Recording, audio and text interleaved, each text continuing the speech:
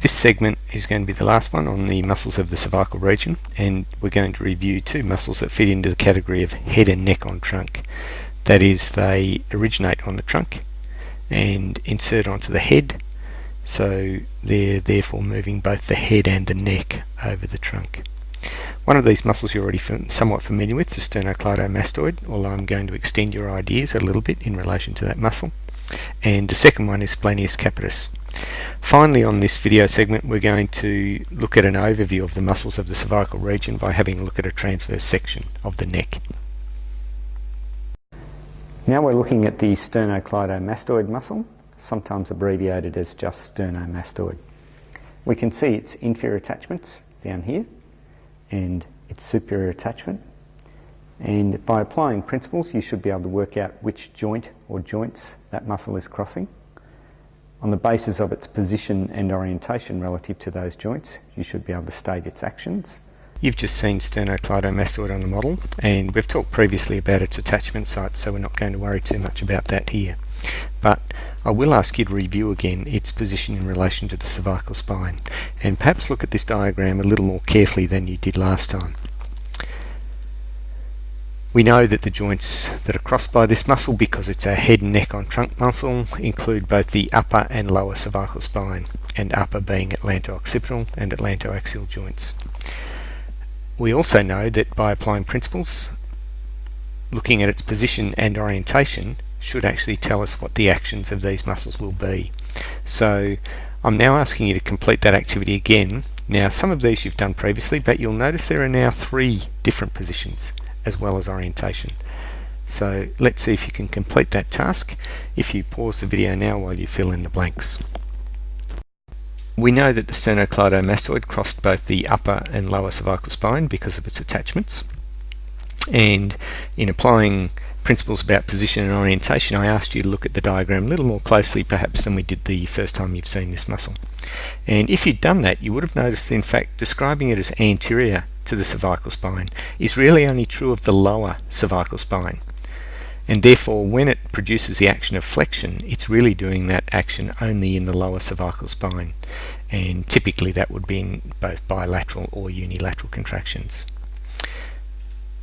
If we look again closely, we can see that it's in fact posterior to the upper cervical spine, and so we would expect extension of the upper cervical spine, and we know that in particular that movement occurs at the atlanto-occipital joint.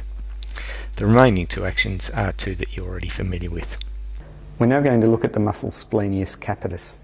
We can see the upper part of the muscle here, and at the moment it's obscured by the trapezius muscle of the upper limb. If we remove trapezius, we can now see most of the muscle. You can't see all of its inferior attachment, but you can probably work out the lower part, and we can see its upper attachment here on the skull. Based on those attachments, you should be able to work out which joints the muscle crosses, and then based on its position and orientation, you should be able to work out the actions produced by that muscle, and we'll also be asking you to state the innervation of that muscle. You've seen the splenius capitis on the model, so you should be able to state its attachments and therefore the joints crossed by this muscle, and then complete the remaining blanks here by considering the position and orientation of the muscle and therefore the actions it might produce. Finally, we'd like you to tell us what the innervation of this muscle would be. You can pause the video now while you complete that task. These are the answers that you should have come up with for splenius capitis. We could see its origin was in the midline, and so it would be cervical spinous processes in the lower part of cervical spine, but as you're aware, the nuchal ligament is the main attachment in the upper cervical spine because the spinous processes are deep. Superiorly, we could see it attaching to the posterior occipital bone and as far around laterally as the mastoid process, and therefore it's crossing both the upper and lower cervical spine. Position, clearly it's a posterior muscle and therefore not surprisingly involved in extension of both upper and lower cervical spine. That would be a pure extension with bilateral contractions, but would also occur with a unilateral contraction. It's also clearly lateral, and therefore a unilateral contraction would produce lateral flexion, and it's oblique, and so again a unilateral contraction would produce ipsilateral rotation. It's innervated, not surprisingly, as a posterior muscle by cervical dorsal rami. The last task for the cervical region is to look at an overview of a number of the muscles in that region. And to do that, we're looking at a transverse section at C6 level. So you can see there are a number of muscles on this specimen, and shortly we're going to get you to label all of those muscles. But the first thing to note is the level at which this section is taken, that is C6. And that means that we won't see any head on neck muscles, we're too low, but we will see either neck on trunk muscles or head and neck on trunk muscles. The other thing that this task should allow you to do is to think about the relative positions of muscles. That is, which muscles do we expect to be more superficial, which ones do we expect to be deeper, which ones do we expect to be anterior, which ones do we expect to be posterior. So you can think about those ideas as you try and complete the blanks. Prior to doing that, let's just also review the innervation.